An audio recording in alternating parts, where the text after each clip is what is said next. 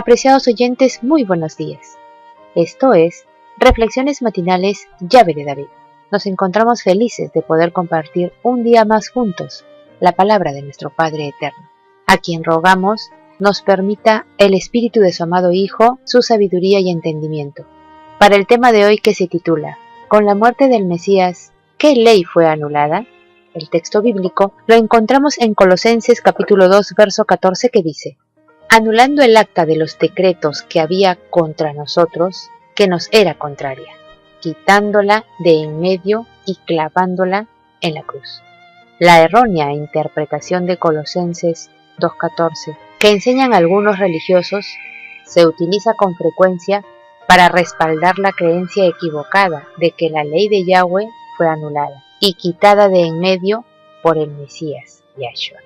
El versículo dice: anulando el acta de los decretos que había contra nosotros, que nos era contraria, quitándola de en medio y clavándola en la cruz. ¿Significa este versículo que la ley de Yahweh fue anulada o clavada en la cruz, como muchos afirman?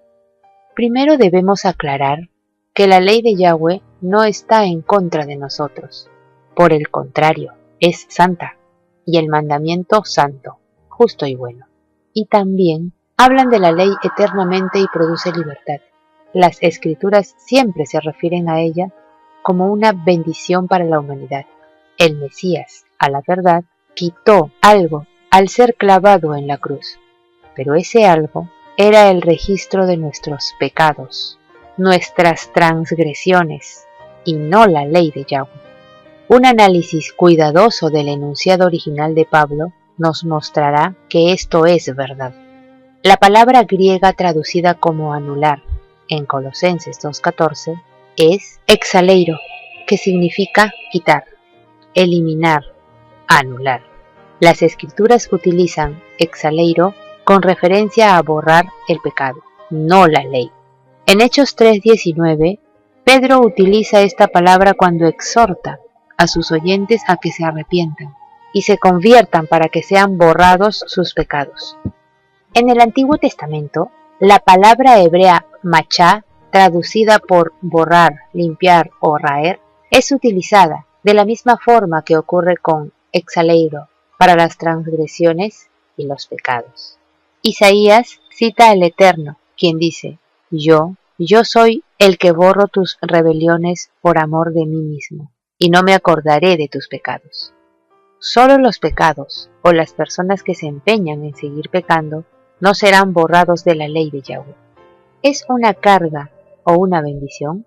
Esto se aclara más cuando examinamos la siguiente frase que Pablo utiliza en Colosenses 2:14. El acta de los decretos. Los romanos clavaron dos cosas en la cruz cuando ejecutaron al Mesías: a Yahshua mismo y la inscripción que decía que él era Rey de los judíos. El cargo de traición contra Roma esgrimido para ejecutarlo. Según la profecía de Daniel 9:27, que dice: y por otra semana confirmará el pacto con muchos. A la mitad de la semana hará cesar el sacrificio y la ofrenda. Después, con la muchedumbre de las abominaciones, vendrá el desolador, hasta que venga la consumación, y lo que está determinado se derrame sobre el desolador. Como ya se ha demostrado, los periodos proféticos alcanzan hasta el tiempo exacto del Mesías, que fue crucificado. Y con su muerte cesó todo el ritual de sacrificio que se hacía en el santuario. Los sacrificios hallaron su cumplimiento en el sacrificio voluntario del Mesías, al que habían simbolizado. La ruptura del velo del templo hecha por una mano invisible en el instante de la muerte del Mesías fue el anuncio del cielo de que los sacrificios y las oblaciones habían perdido su significado. Los sacrificios y ofrendas estaban normados en las leyes de Moisés, que correspondían a las leyes ceremoniales. La ley ceremonial, que prefiguraba al Mesías, llegó naturalmente a su conclusión cuando sus símbolos hallaron su pleno cumplimiento en el Mesías. De estas leyes se refería el apóstol Pablo cuando dice: quitándola de en medio y clavándola en la cruz. Este mismo tema lo pronuncia en Efesios 2, del 14 al 16, que dice: porque Él es nuestra paz, que de ambos pueblos hizo uno, derribando la pared intermedia de separación, aboliendo en su carne las enemistades, la ley de los mandamientos expresados en ordenanzas, para crear en sí mismo de los dos un solo y nuevo hombre, haciendo la paz, y mediante la cruz reconciliar con el Padre a ambos en un solo cuerpo, matando en ella las enemistades. Ahora volvemos a nuestro verso Colosenses 2:14.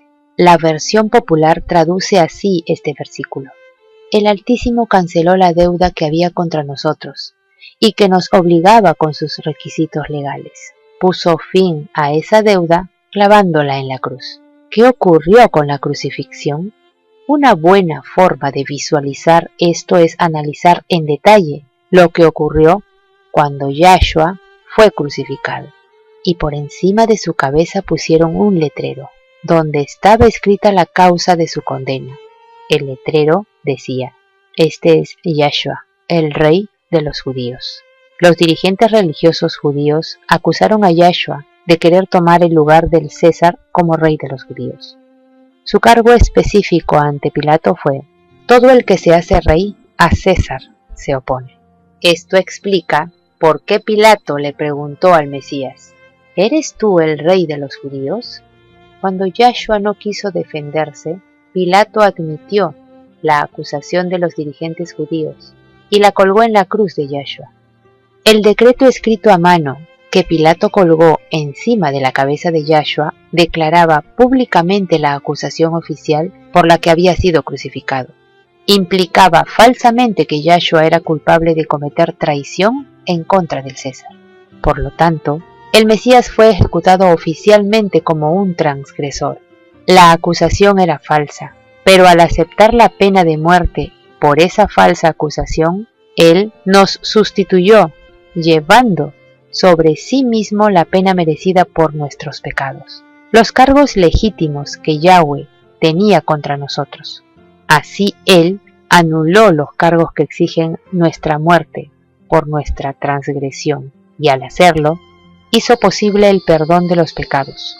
Colosenses 2:13. Apreciados oyentes, que Yahweh nos bendiga. Hasta mañana.